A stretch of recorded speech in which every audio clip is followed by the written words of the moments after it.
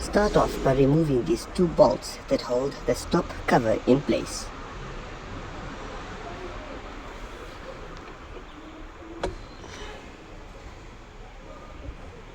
Once removed, you simply pull up on this cover to remove it. Be careful not to damage any of the electrical connectors under.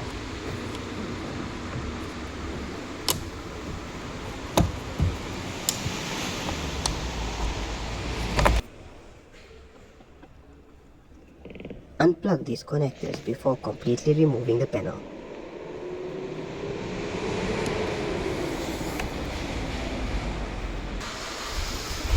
Next, we have this exposed white steel plate. You'll now need to remove this little plastic cover that sits on the side. It's held in place by some clips that simply need to be pulled out. Once done, we'll remove this white plate.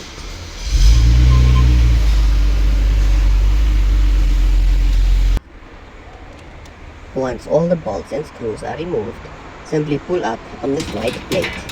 This will expose the window mechanism itself.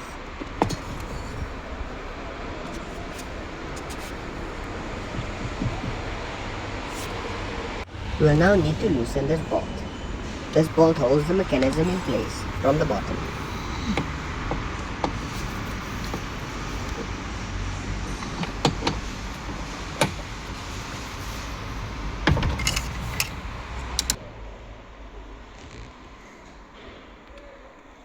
Once it's been removed, the mechanism should slide right out.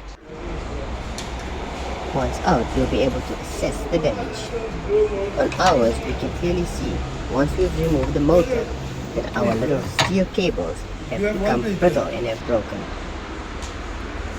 We'll simply replace this little running wheel as well as the steel cables.